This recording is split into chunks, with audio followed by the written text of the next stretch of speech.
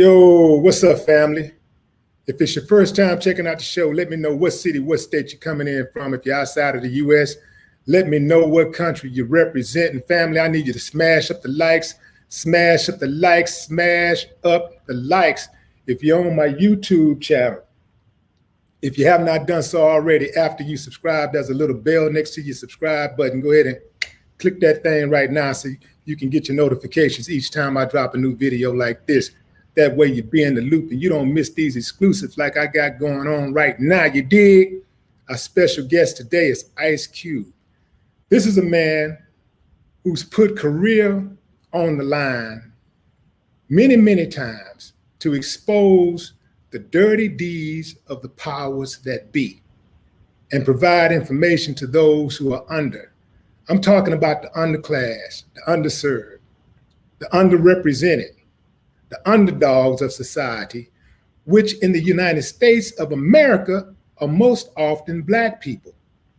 Even with 30 years of advocating for justice, he now finds himself in the crosshairs of political pundits, bloggers, and voters on the left who are angry about his decision to meet up with Trump's administration.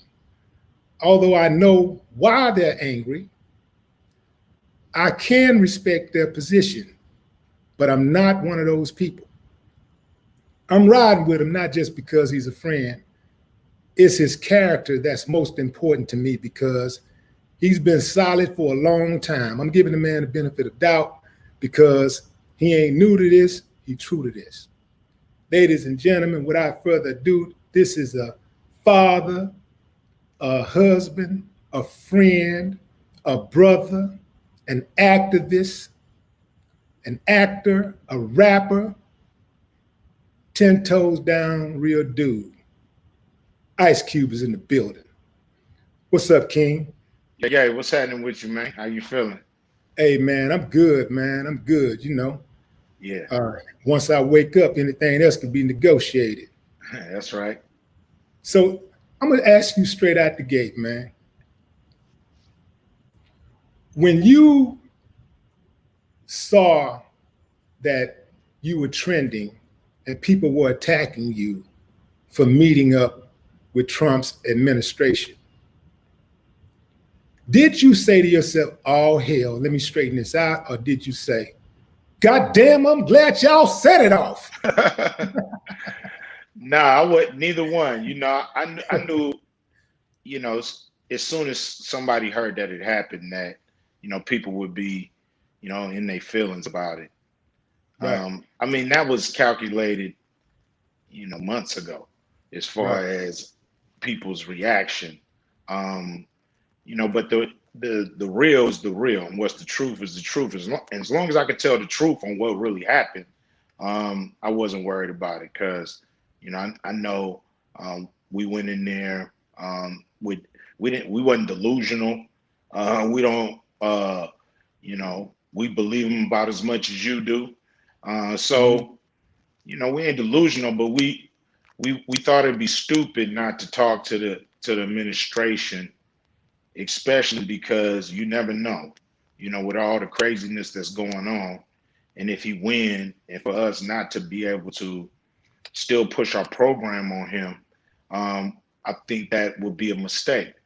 You know, and so that was the calculation of, you know, this ain't about party. It's not about blue or red. This is about Black. And we're going to go full steam ahead no matter who's in power. And with that posture, we're able to talk to anybody and everybody. And we've helped, you know, Democrats get things done. But we're not opposed to helping Republicans get things done too, especially if those things are exclusively helping Black people. Right. You're a smart guy. So you had to know that both sides was going to put the spin on this thing, you know, like you had to know that they were going to be like, yo, Cube is working with us. Yo, no, Cube is working with us. Why didn't you get in front of the lies before they hit the streets and the attacks began on your character? Because there was no lies out there to get in front of. You know, to me, this was Well, they something. lied. This, They this lied was, about you being. They lied about you helping them, like actually working with the Trump administration in terms of like you were supporting Trump. They made it seem like you were actually supporting Trump. yeah, that's the lie that came out. But before that came out, there was nothing to get in front of. You Right. know, the man actually he said the plan in September. So to me, it was done deal. We was actually seeing where else we can push, and we was working to try to get Gavin Newsom to sign a bill. So that was our new focus.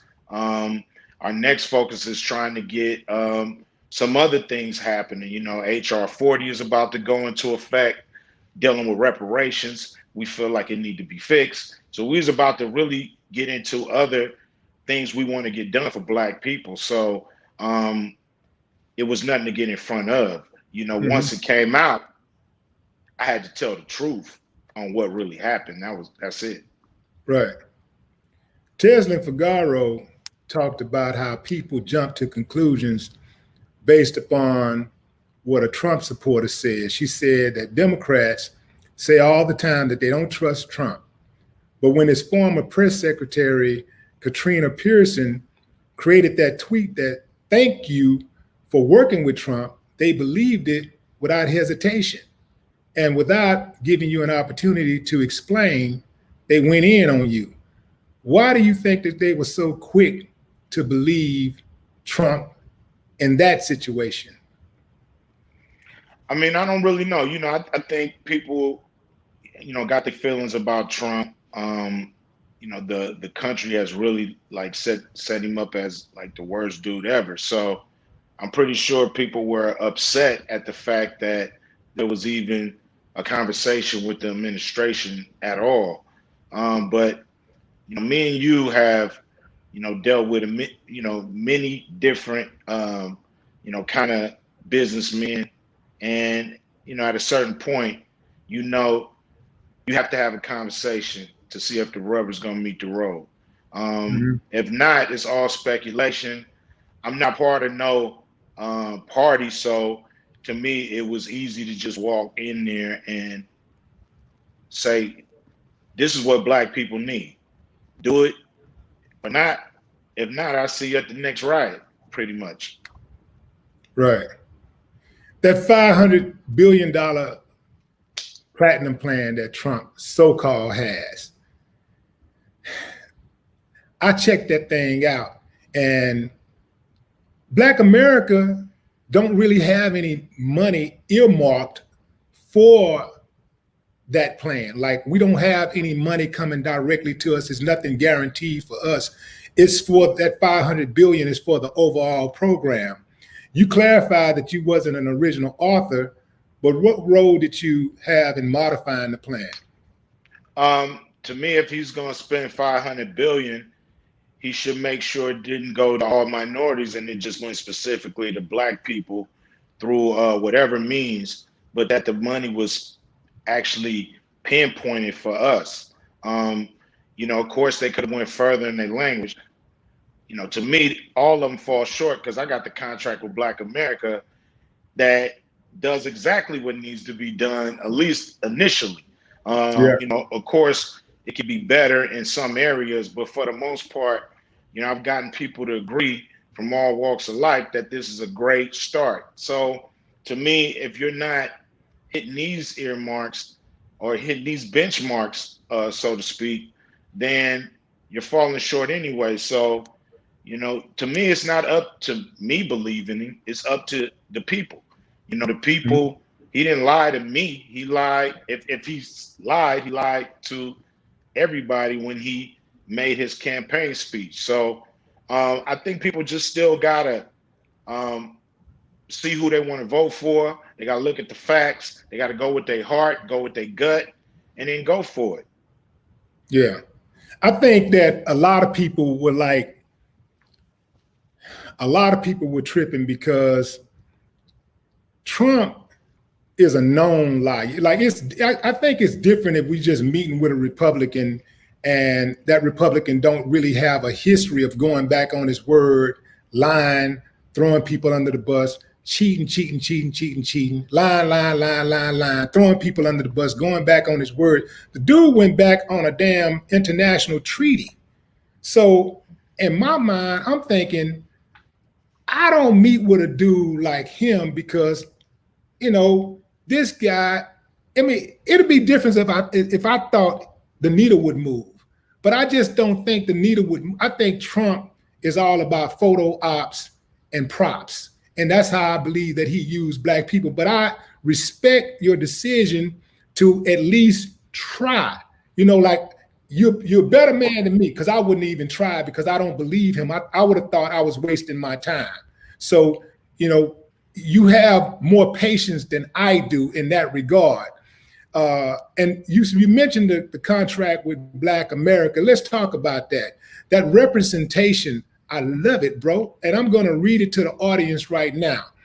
Adopt a plan of neo-reconstruction to redress past wrongs systematically imposed on Black Americans economically throughout many generations that has resulted in a wealth gap where the average white family has 10 times the wealth of a Black family.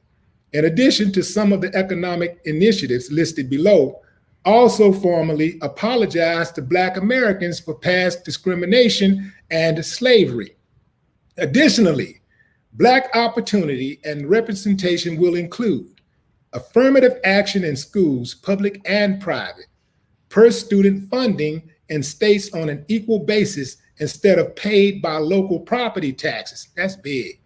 Black representation on all government civil rights bodies, civil rights classes mandatory in elementary schools, gerrymandering reform, additional polling places in Black and minority neighborhoods, Juneteenth to become a federal holiday.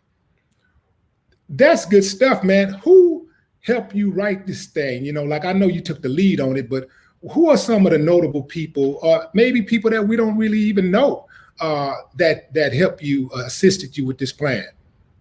Rob Johnson and Chris Broussard, who's the sports yeah, I know Chris.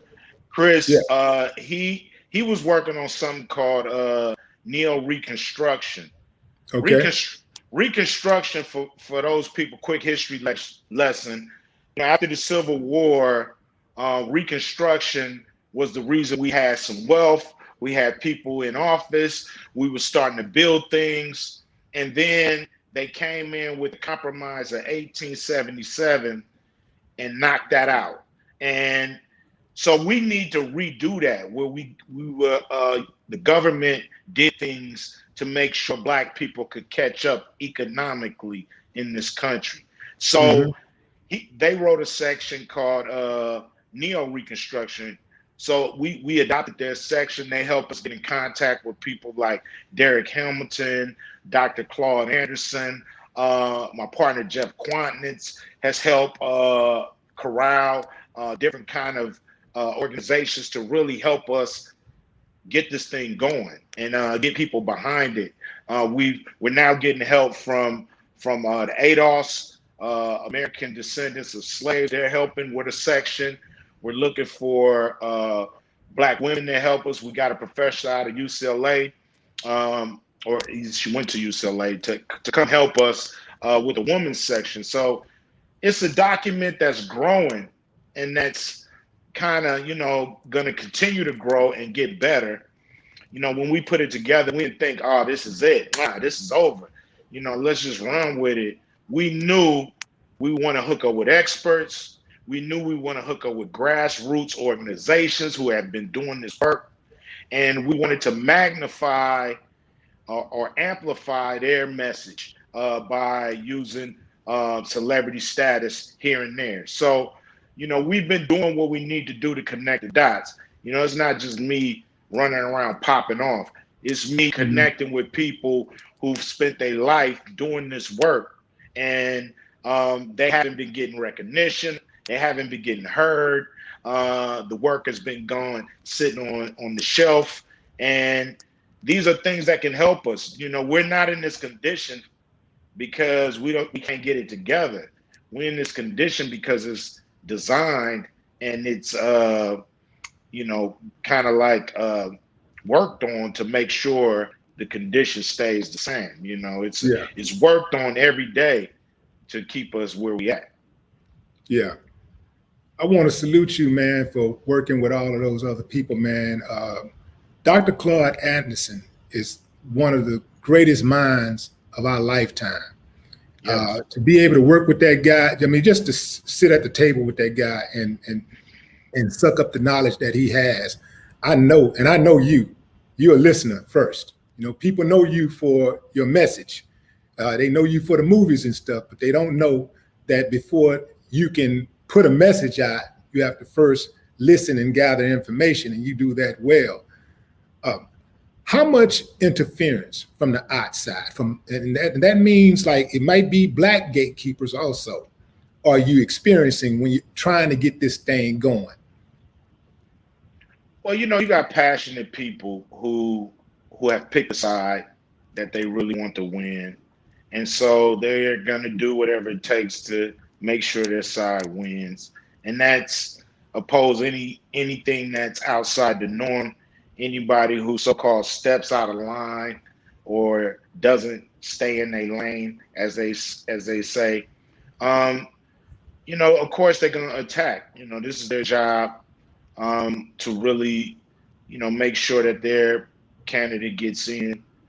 So we understood that. I've been, paying attention to politics since I was a teenager. So I understand it very well, the ins and outs and how things get done. I understand how bills get introduced and how they get passed. And, what people don't really focus on is the implication of that bill, how they put it in place, how they implement it. And so that's really what it's all about. It's taking it in the stage that it's in. Right now, we got demands. People say they're going to do a lot when they get elected. Now it's up to holding them to them demands and then try to get a bill passed. And after you get a bill passed, you push and see what are they doing in government to make sure the money gets in the hands of the people that it's promised to, and it doesn't get siphoned off by private businesses who partner with the government so they can siphon off this money.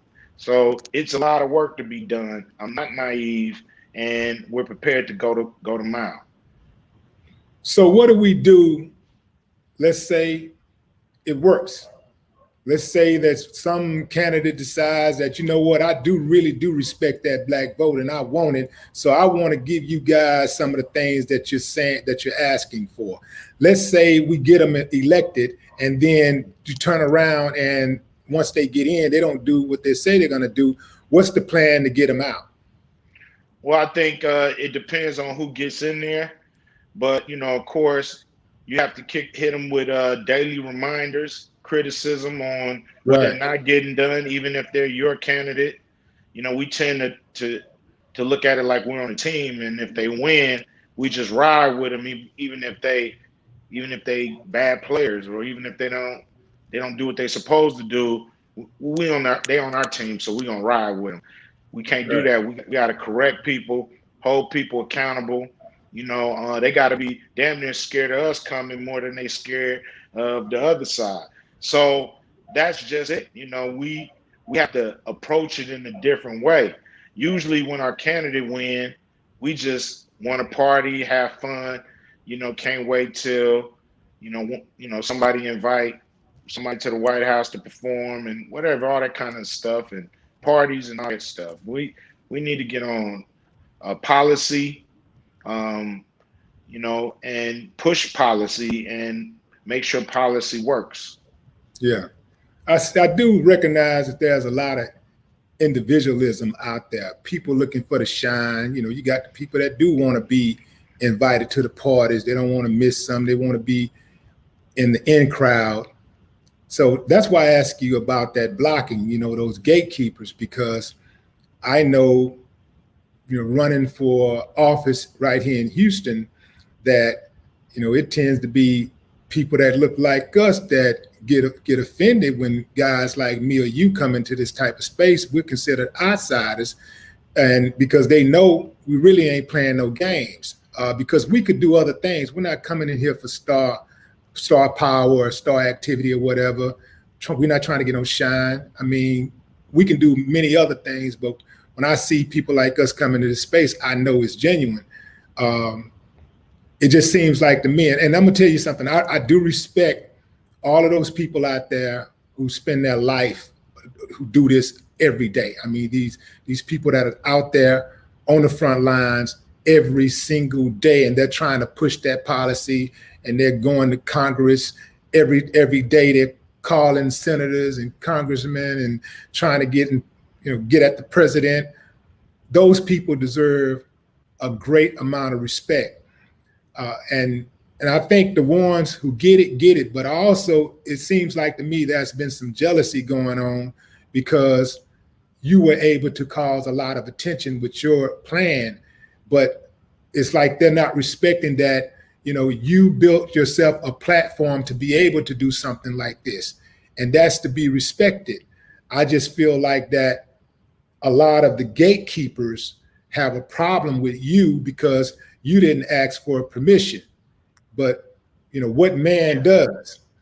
You ask the Democrats, you have a plan for Biden if he wins. But what is your plan if Trump wins? And hey man, that hit like a ton of bricks. That's the thing that we have not been able to do. Like, we get our guy in and we think it's all good for 4 to 8 years. And then when our guy loses, we ass out for the next 4 to 8 years, but life goes on. Those bills don't stop coming. Every 30 days, the bill gonna come no matter what. So we gotta live and we gotta thrive and survive no matter what, no matter who's in office. So I'm with you on that 100%. What percentage of that contract with Black America was infused with Trump's platinum plan? I mean, he used a few different things. The thing I don't want to do is start going through his plan and comparing it to my plan because it's his plan. And I think people should look for that themselves. People should look into it themselves. What he added. What did he use of yours specifically? I don't care about his because I ain't even read his plan because I know it's a lot. So I just want to know, what part of your plan did he use, or did they say they're going to use? Well, I mean, it seems like it's about 14 to 15 things that from our plan that they took. The reason I don't like to go down the list, because then people say it's my plan. People gonna have to familiarize themselves with the contract with Black America, and then they're gonna have to go look at his plan and then see what was taken. I don't want to start to promote his plan because it's not my plan. Just like I wouldn't go promote Lift Every Voice and Sing because that's Joe Biden's plan. So I'm promoting Contract with Black America. Want to see what he took? Familiarize yourself with the Contract with Black America. Then you could take a look. It's important to do it that way. And here's why. A lot of people say that I stuck my nose into something and I went in there and I shouldn't have. It's so close to an election. I didn't come out and I didn't promote anything. I didn't say, look what I did. Look what I got done. Didn't do any of that. What happened and what really people really need to realize is that people have promoted Trump's plan all weekend trying to diss me. People have went on TV and really put his plan down and told the world his plan, trying to come at me. And they're actually being played by Trump way more than me. I didn't say anything about his plan at all. But once it became news, people start breaking his plan down line by line, basically introducing it to the American people. And I think that's not my job, that's his job. So I don't want to fall into that and start doing that. My plan is the contract with Black America, and that's all I'm really promoting. Yeah, I respect that because I personally believe the platinum plan is going to do a Cinderella at midnight on election day, and it's going to turn to wood because it's no good. What's in that contract with Black America? Like, explain to us exactly what is the contract with Black America. I mean, in simple terms, we're 13% of the country. We just want 13% of the wealth. Right now, we're living off 0.5%. And if I can make it plain, you're doing a cookout. You got 100 people there, 13 of them Black. You got to send out 13 plates. You send out half a plate, and you'll see why people fighting. This is what's happening. We're eating off half a plate. 13 of us. In just simple terms, that's what it is. 13 people eating off half a plate and wondering why we fighting in the street. Right. We need 13 plates, man. We need 13% of the wealth of this country. Straight up, no way, no shape, no form. Nothing else will really fix this problem. And that's racism too, as far as when you got a little more money, they treat you a little better. That's just it. Right. You actually answered the question that I had about the timing of this whole blowout that's going on right now. You said that you met with both camps, and as far as you knew, it was a meeting that was to take place or that took place. And did you think that was supposed to be, was that supposed to be a meet? Was it supposed to be a situation where the meeting was never going to be revealed? It was supposed to be a certain time that they were supposed to talk about the meeting, or how did that go? Well, I mean, after they put out their plan, we felt like nobody's going to believe him unless he does some executive orders and really push to show people this is what I'm really going to do this. I'm doing this before election. We told them no one will believe you unless you did that. So to me, it doesn't seem like he has the appetite to do that. So I felt like he just put out a plan that, people going to say, hey, we can't believe him, and they're going to take it on face value like that. So I was off to really start to think about pushing the contract of Black America, because there's private sector things that we want to go after. There's lawsuits. We think there's a great case for us if we open up the 13th, 14th, and 15th Amendment for us, where we can bring lawsuits to a lot of companies and even the government on how they implemented these plans and how they're being implemented throughout the nation. So, we were off to really fight other fights because, like I said, no matter who the president is, we're going to be still pushing the contract with Black America down their throat, and we're going to be pushing it on the private sector. So I'm not just in this for the short haul. And what makes me different from everybody else is we have a document that most people agree is fair and necessary. And so we have a leg to stand on. And look, I didn't go to anybody with my plan. They all came to me. I wasn't running around saying, look what I got, y'all. I was saying we got a plan that's great. We want to help. We think people should really get into this. And they start contacting us as I did more and more publicity. So I wasn't running around saying, look what I got, and if y'all don't meet with me, I'm going to be mad and go meet with somebody else. I'm saying, look, I'm meeting with anybody in power. I'm not playing no more political games. You talked about getting some money out of these organizations, these entities, these establishments. Police Reform Act, that's one of your initiatives.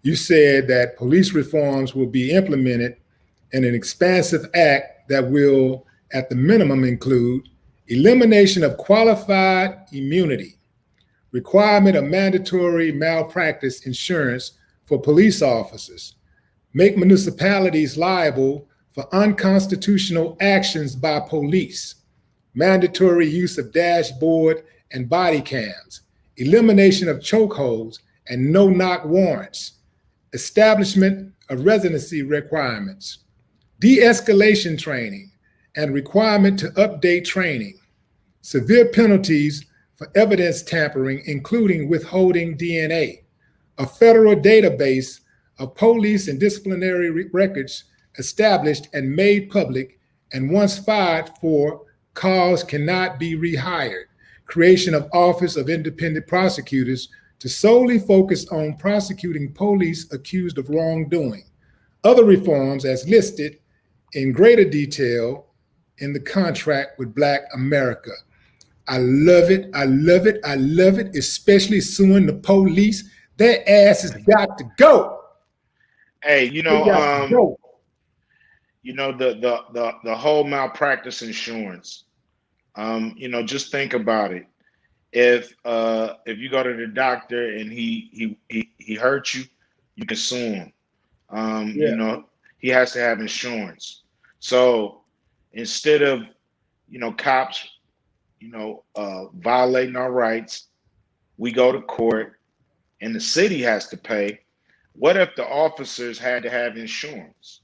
So do you want to be a racist and hurting me, or do you want to feed your family? Because if you hurt me, you might lose your license, because now you got insurance coming at him saying, we can't have this dude on the force. He hurting too many people, causing us too much money. You got to fire him. So I think it's a way to not only put checks and balances in place, it will relieve the unions. It will relieve some of the DAs who, it's hard to prosecute the cops when you need the cops on the stand to testify against, what's so-called bad guys in the community. They in a catch-22 sometimes. So this would take all that out their hands. So, you would have to have a license to carry, and too many incidents, you lose your license. Can't be cop, can't carry. This dude who killed George Floyd wouldn't have never got to 17 incidents.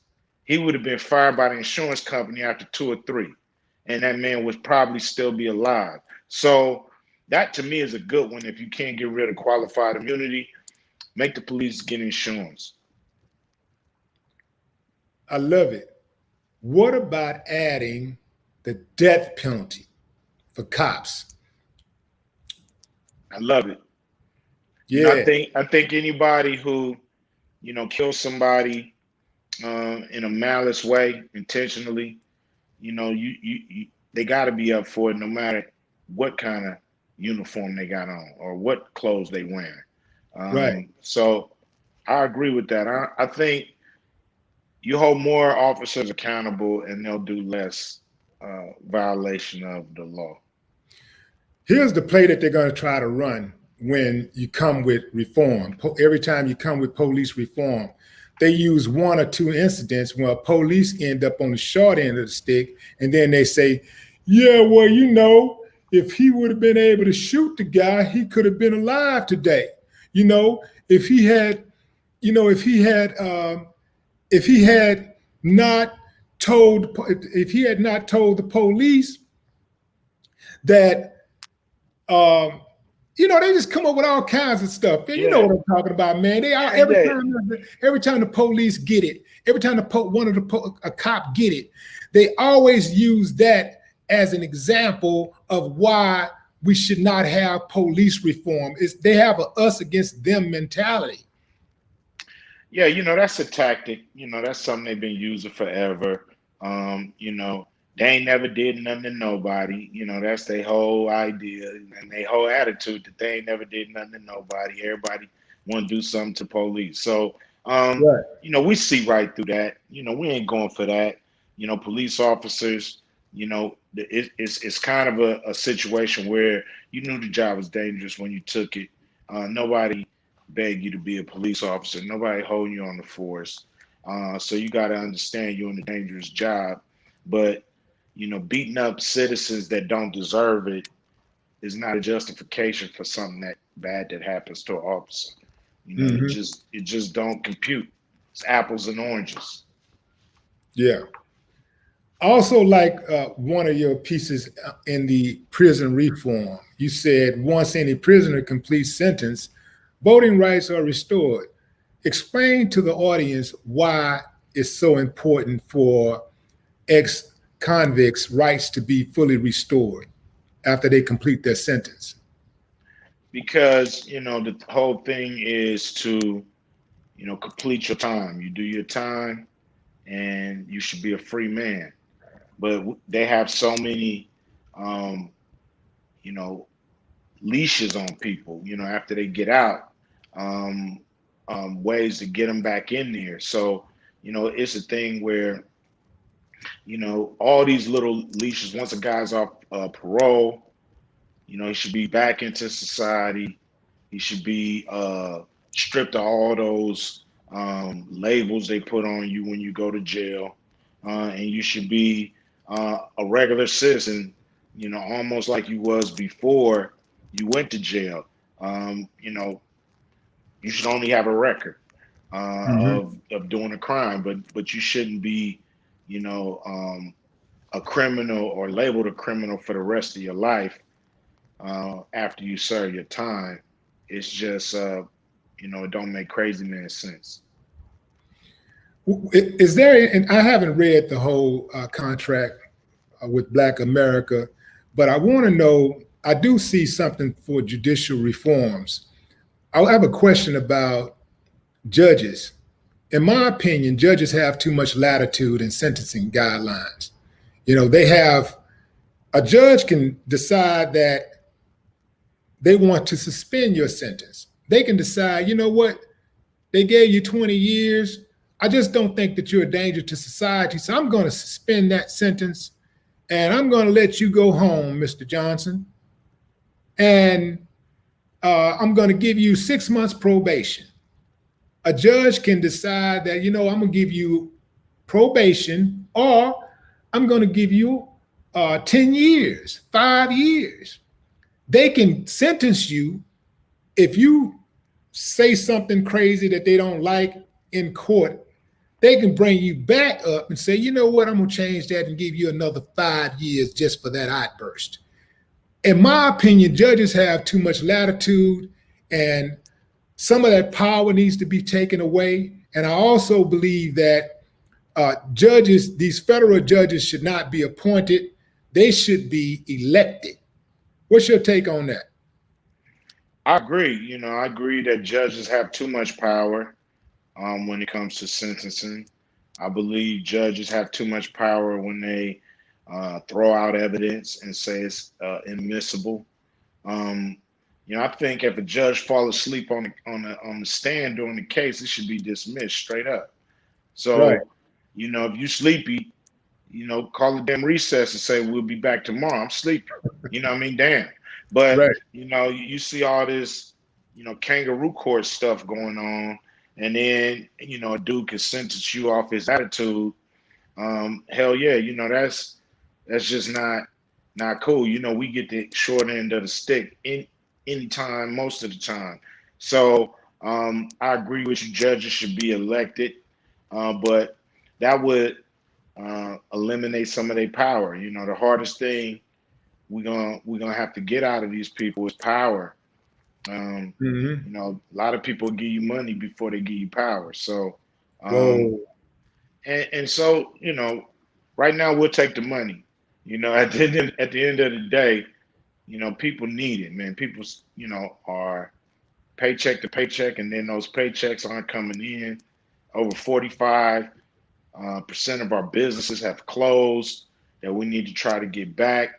And so I believe dollars bring dignity, and we need to start making sure dollars get in the hands Huh. of Black people all over this country, and you'll see a change in attitude because we're living in a capitalistic society, and we all know that, you know, the almighty dollar is you know, really mostly all that matters here in the United States.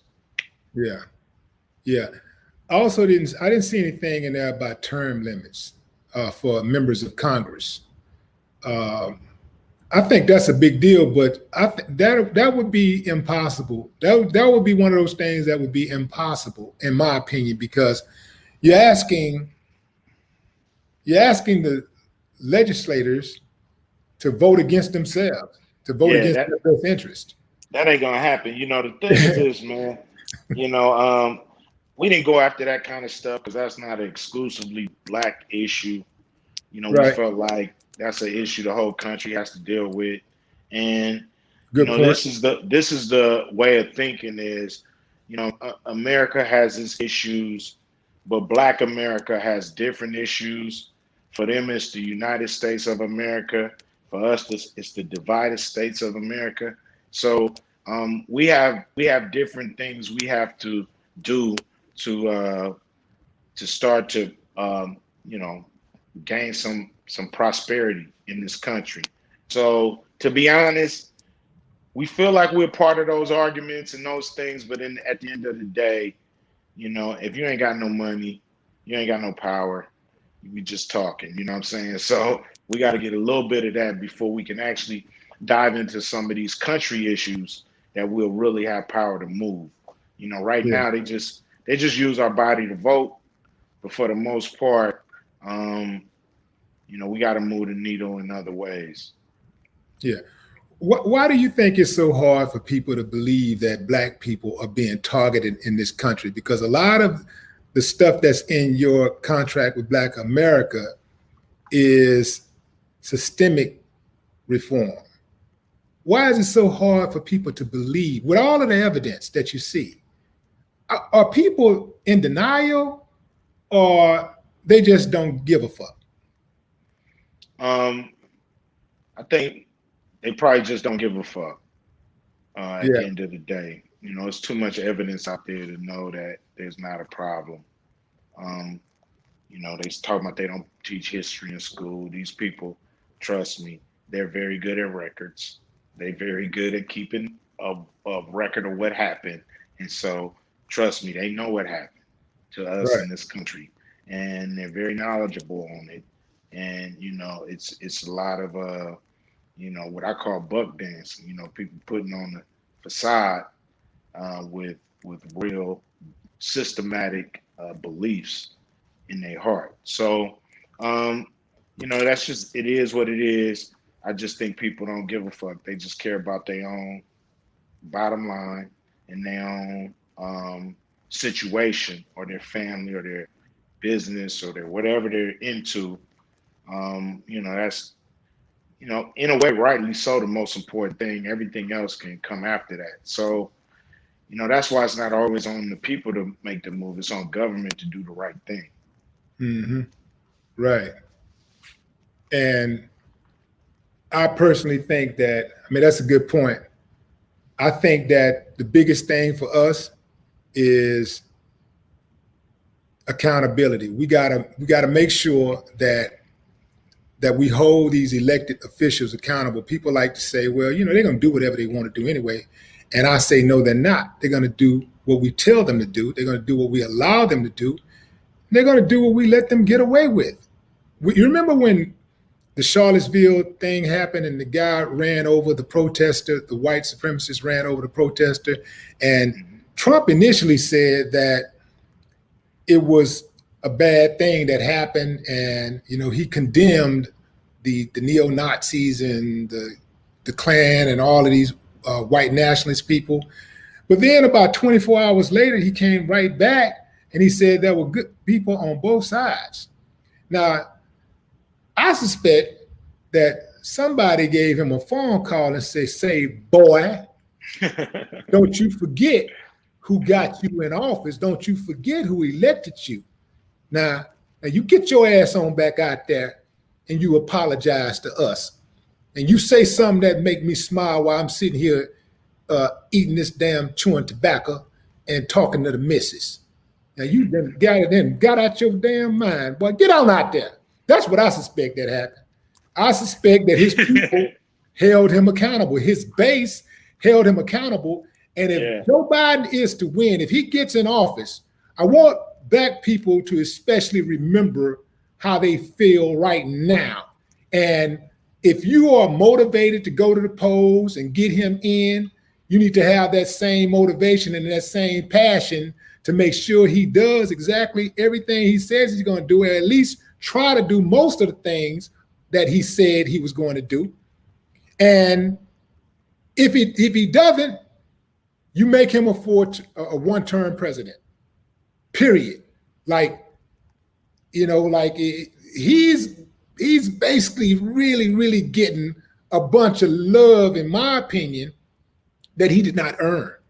You know, that's the way I feel. But when I look at both of these guys, end of the day, man, I know both of them, you know, man, you know, but this damn dude, this other dude, this little this tangerine tornado dude, I'm telling you, man, this dude is the devil personified. I mean, the devil actually holler at him daily, like, hey, what you doing? Hey, yeah, man, I ain't doing nothing. What you know, sitting on the toilet, eating some Kentucky Fried Chicken and drinking some Coca-Cola. That's all. Man, hey man, do you have any regrets that you got up in this thing? Did you think this thing was going to be as intense as it is right now? Did you think, as far as the backlash, I know that you knew it was going to be an uphill battle, it was a fight, but did you think that you were going to receive such a lashing, in your terms, lashing, you know, from ain't nobody lashing me. Where they doing? Lashing, verbally lashing you, you know, verbally. I mean, I knew people would come out the woodwork saying things. I have no regrets. You know, I'm not doing this for personal gain. You know, I'm doing this to help move the needle. I'm doing this to make sure we're not being taken for granted. I'm doing this to make sure that we push people in power to do what they supposed to do. You know, if Joe Biden gets in there, I'll be in his face too. You know, they promised that I can be in there after they win. So I'm not gonna not take them up on that. So, you know, I'm just pushing anybody to get in there. I have no regrets. I knew that it would be a backlash, so to speak, about doing this, but I wasn't worried about that to the point where it would stop me from doing it. You know, I knew I could just tell what I did and articulate my position. And I think people that's sharp enough can understand the nuances on what I'm doing and what I did. And, you know, at the end of the day, everybody going to be in that booth by themselves. They're going to fill out that ballot and they're going to have to do what they conscience tell them to do. It ain't on who I tell you to vote for, or 50 Cent or Ludacris or anybody else telling people to vote. I don't even know if he's telling people to vote, but I just pulled a name. It don't matter. You know, just you still gotta just be informed. Look at all this information that's flying around. Soak it up, absorb it, and make a decision. Activate. Yeah, man, I would be remiss to have your undivided attention and have all of these people tuning in to this broadcast and not ask you about the next album. You know, like people, I don't care. The movies are great. We love your movies, you know, and we love all of that, man. But that music is what we know you for first. And it ain't just music, it's the message, which is why I was surprised that some of the people that came after you because they're old enough to know the music. And so they know that your music has a message in it. And the way I look at you is just like the same way, you know, people like you, Chuck D, you know, you guys are like brothers to me. And your message that you have, it's to me no different than the message of an activist who stands out on the corner, with a microphone and speaks to the people on the corner. You're just doing it on a record. That message still has the music still has the message in it, and it has the substance in it. So I can't see why somebody would try to just reduce you, of all people, to just some type of rap or entertainer. But one thing about it is that when you bring the music, you bring it, and people know you for that, and they can't get enough of what you have to say, especially in a climate like this. Ice Cube is needed. We got anything new on the way? I'm always working on music. I'm working on something pretty epic right now. I can't really let it out, but I don't see how y'all can miss it when it hit. Right. Huh. Do I need to get on the plane? Come in the studio? I like that studio, man. The studio is comfortable. Oh, yeah. It's a nice spot. We done had that spot since, 2005. We've been up in there, and it's cool. My kids done took it over now. My son, Daryl, he done took it over, and, he in there every day. I done Daryl producing, so he got his groups and doing his thing. So it's pretty cool to see the next generation just following in the footsteps, man. Right. And have you been able to do any type of filming as far as movies and stuff since this pandemic? I was actually working on a movie called Flint Strong, and it was about Clarissa Shields, who is a two-time Olympic champion. She's the champion of the world right now. You're working on a movie with the GOAT. With who? The GOAT, the greatest woman of all time. Yeah, the GOAT. Yeah.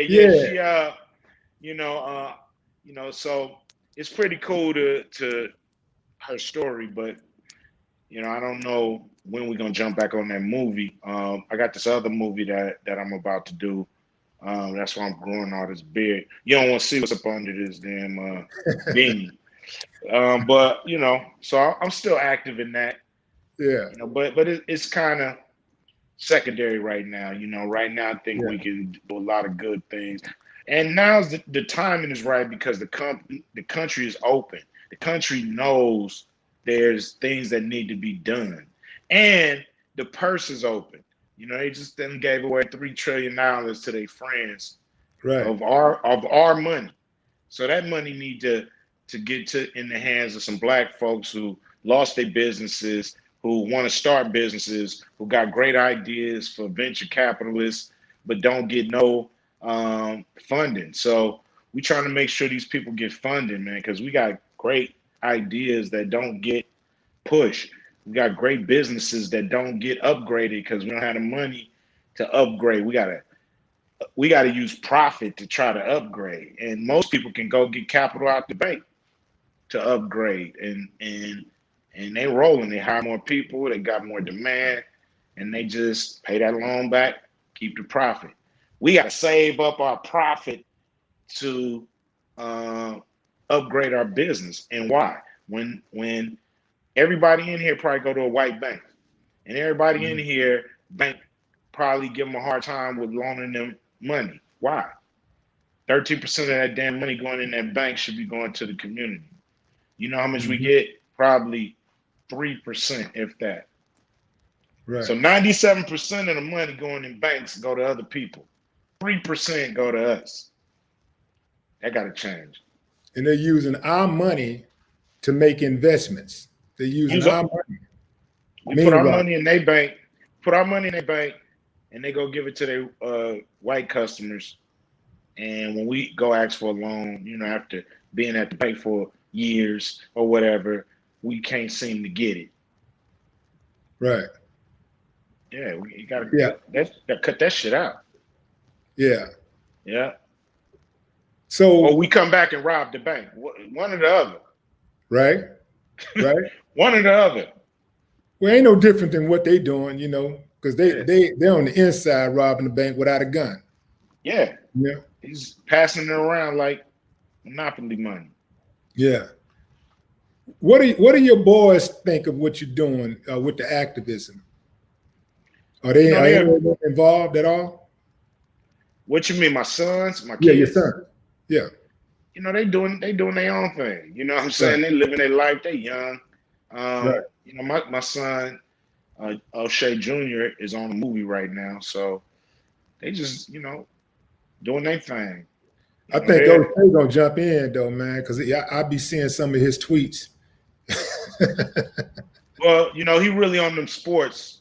You know, he got a lot of you know, sports platforms coming at him to try to give him a job and, you know, hire him as a, you know, sports commentator. But Yeah. I think he you know, he's still young, having fun. You know, us, you know, we was that young, we was having fun, we wasn't paying attention to all this as much. And now it's time, you know, it's time for us. It's our generation. You know, we don't Mhm. let the Al Sharptons and the Jessies and all these guys, you know, they kept the torch for so long. But it's time for people like us to take the mantle and try to get things done for people who ain't got a rap album or who can't, Right. you know, get a football, basketball contract. You know, we gotta work hard for those people. Yeah. Cube, I want to thank you, man, from the bottom of my heart, man. I appreciate your time. I want to end this with something that you said on the contract with Black America. This piece is the 13th initiative, and it goes like this. Chronic poverty creates an atmosphere full of negativity, frustration, hopelessness, depression, alcoholism, drug abuse, crime, and violence. These are some of the conditions that plague the Black community, which is dealing with extreme generational poverty. As we begin to gain social and economic equality, it is our duty to clean up ourselves and our community. This contract is a two-way street. As we gain social and economic equality, we must begin to dissolve any bitterness in our hearts for past wrongs. We must become better citizens who are more productive on all levels of American society. We really must set up, after we pass the contract with Black America, with no more excuses left in the kitty. Our entertainers should be persuaded to deliver more positive content that leads our youth to make better choices in life. A new pride must develop with these new opportunities, and we must fight against negativity, frustration, hopelessness, depression, alcoholism, drug abuse, crime, and violence. I love that, man, because I'm all about self accountability. We all have sinned and fallen short of the glory of God. We're going to make mistakes. None of us are perfect.